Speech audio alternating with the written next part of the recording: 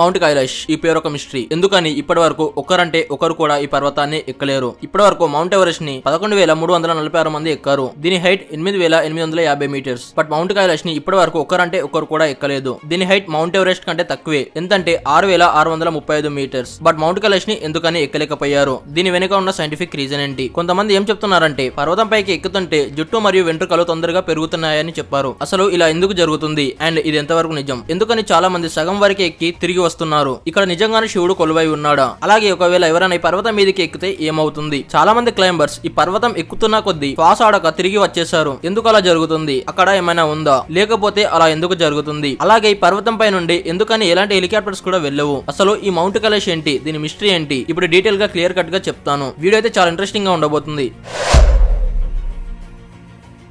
ఈ మౌంట్ కైలాష్ చైనాలోని టిబెట్ అనే హిమాలయ పర్వతాల్లో ఉంది. హిమాలయాల్లో ఉన్న అనేక పర్వతాల కంటే ఈ కైలాస పర్వతానికి ఎన్నో విశిష్టతలు ఉన్నాయి. సమస్త మానవాళికి అర్థం కాని రహస్యాలు ఇక్కడ ఎన్నో ఉన్నాయి. హిందూ మతం ప్రకారం శివుడు పార్వతి ఇక్కడే కొలువై ఉన్నారని పురాణాల్లో కొన్ని కథలు కూడా ఉన్నాయి. మొత్తం ఏషియాలోని పొడవైన నదులుగా పేరుగాంచిన బ్రహ్మపుత్ర, సింధు, సట్లజ్, గంగానది ఉపనది అయిన కర్ణాలి ఇంకా చాలా నదుల మూలాలు ఈ పర్వతం ప్రాంతంలోనే ఉన్నాయి. నలువైపులా మంచుతో కప్పబడిన ఈ పర్వతం పౌర్ణమి నాడు మిలమిల మెరుస్తూ ఎంతో అందంగా కనిపిస్తుంది. దీని మొత్తం చుట్టుకొలత 52 కిలోమీటర్లు. ప్రపంచంలో ఇంతవరకు ఎవరు కూడా ఈ కైలాస పర్వతాన్ని అధిరోహించలేదు. ఎవరికి సాధ్యం కాలేదు కూడా. పూర్వం కొంతమంది సాధులు దీన్ని అధిరోహించేందుకు ప్రయత్నించి మధ్యలోనే అదృశ్యమయ్యారు. మౌంట్ కైలాష్ పర్వతాన్ని స్వర్గానికి దారి అని పిలుస్తారు. ఒక మనిషి చనిపోయిన తర్వాత తాను స్వర్గానికి కైలాష్ పర్వతం నుండే వెళతారంట. ఈ కైలాష్ పర్వతానికి చాలా ఇంట్రెస్టింగ్ మిస్టరీస్ దాగి ఉన్నాయి. ప్రపంచంలోని ఎత్తైన శిఖరమైన మౌంట్ ఎవరెస్ట్ ని ఇప్పటి వరకు 7,000 మంది కంటే ఎక్కువ మంది ఎక్కారు. ఇది 8,848 మీటర్ల ఎత్తులో ఉంది. కానీ ఈ రోజు వరకు కైలాస పర్వతాన్ని ఎవరు కూడా అధిరోహించలేదు.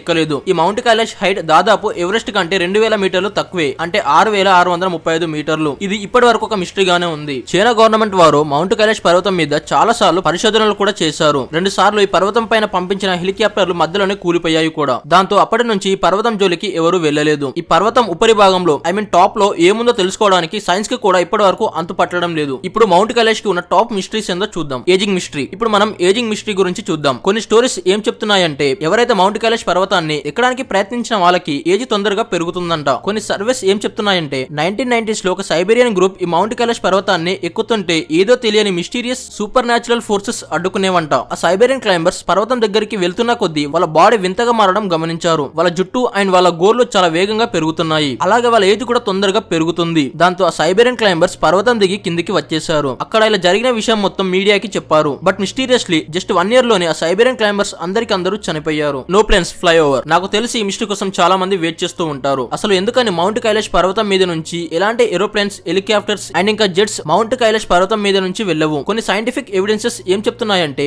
మౌంట్ కైలాష్ పర్వతం మీద నుంచి ప్లేన్స్ వెళ్ళడం ఇంపాసిబుల్ అని చెప్తున్నాయి. ఇలా ఎందుకు జరుగుతుందంటే ఈ మౌంట్ కైలాష్ పర్వతం డివైన్ ఫోర్సెస్ తో ప్రొటెక్ట్ చేయబడి ఉందని నమ్ముతారు. ది చాంటింగ్ ఆఫ్ ఓం. అలాగే ఈ పర్వతం మీదకి ఎక్కుతుంటే చాలా మందికి సౌండ్స్ వినిపించాయని చెప్పారు. అందులో చాలా మందికి ఓం సౌండ్ వినిపించిందని చెప్పారు. అదే మనం శివ టెంపుల్స్ లో వింటాం కదా ఇలా Om chanting sounds. Mount Kailash shape changing mystery. మన వాళ్ళలోని టాప్ సైంటిస్ట్ లో ఈ మౌంట్ కైలాష్ పర్వతం మీద రీసెర్చ్ చేశారు. రీసెర్చ్ చేసిన తర్వాత రిజల్ట్స్ చూసి వాళ్ళు షాక్ అయ్యారు. మౌంట్ కైలాష్ స్ట్రక్చర్ చూడడానికి ఒక ట్రయాంగిల్ అండ్ పిరమిడ్ షేప్ లో ఉంది. సైంటిస్ట్స్ ఏం చెప్తున్నారంటే ఇది నేచర్ ఫామ్ చేసింది కాదని, మిలియన్ ఇయర్స్ ముందు ఇక్కడ ఎవరో జీవించారని, వాళ్ళే ఇది కట్టి ఉంటారని చెప్తున్నారు. Mount Kailash changing their position. Mount Kailash కి ఇంకో మిస్టరీ కూడా ఉంది. అదేంటంటే మౌంట్ కైలాష్ పర్వతం దీని షేప్ ని చేంజ్ చేస్తుందంట. ఎవరైతే ఈ కైలాష్ మౌంటైన్ ఎక్కిన చాలా మంది వాళ్ళు ఎక్కిన రూట్ మర్చిపోయారంట.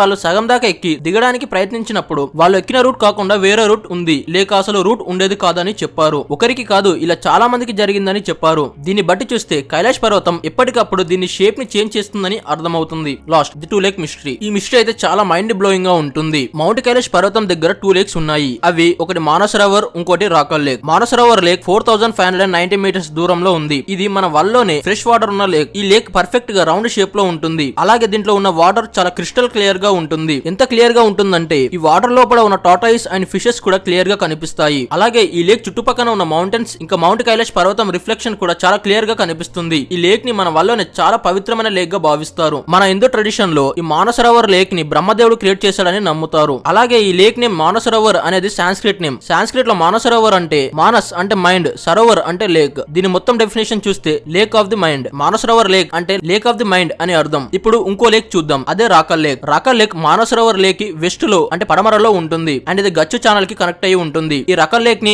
అండ్ దీని నైబర్ లేక్ అయిన మానసరోవర్ లేక్ తో చూస్తే కంప్లీట్ గా ఆపోజిట్ గా ఉంటుంది. ఈ లేక్ కి ఎలాంటి షేప్ లేకుండా ఇర్రెగ్యులర్ షేప్ లో ఉంటుంది. అలాగే ఇది సాల్ట్ వాటర్ తో ఉన్న డార్కెస్ట్ లేక్ లా ఉంటుంది. ఈ రాకల్ నేమ్ ని డీకోడ్ చేసిన తర్వాత నాకు షాకింగ్ గా అనిపించింది. ఎందుకంటే రాకల్ అంటే లేక్ ఆఫ్ డెమోన్స్ అని అర్థం. విచిత్రం ఏమిటంటే ఈ 2 లేక్స్ మానసరోవర్ అండ్ రాకల్ లేక్ ఒకదానికి ఒకటి క్లోజ్ గా ఉన్న వీటి క్యారెక్టరిస్టిక్స్ కంప్లీట్ గా డిఫరెంట్. మానసరోవర్ లేక్ ఒక ఫ్రెష్ వాటర్ లేక్, లివింగ్ ను చూపిస్తుంది. అన్ని ఆక్వాటిక్ ఎనిమల్స్ బ్రతకడం అలాగే ప్లాంట్స్ ఇలా ఈ లేక్ జీవించడానికి చాలా బ్యూటిఫుల్ లేక్. అదే రాకల్ లేక్ మొత్తం సాల్ట్ వాటర్ తో చాలా డర్టీగా ఉంటుంది. దీంట్లో వాటర్ లో జీవించే ఎనిమల్స్ లైక్ ఫిషెస్, టాటాయిస్ ఇవే కాదు ఈ లేక్ లో ఎలాంటి ప్లాంట్స్ అయినా జీవించడం అసాధ్యం. ఈ 2 లేక్స్ ఇలా డిఫరెంట్ గా ఎందుకు ఉన్నాయో మన వాళ్ళ ఉన్న టాప్ సైంటిస్టులకు కూడా అంతు పట్టడం లేదు. ఒక లేక్ ఏమో లైఫ్ ని, లైట్ అండ్ పాజిటివిటీని రిప్రజెంట్ చేస్తే ఇంకో లేక్ ఏమో ఈవిల్, డార్క్నెస్ అండ్ డిస్ట్రక్షన్ ను రిప్రజెంట్ చేస్తున్నాయి. వీడియో నచ్చితే లైక్ చేయండి, నచ్చకపోతే సబ్స్క్రైబ్ చేసుకోండి.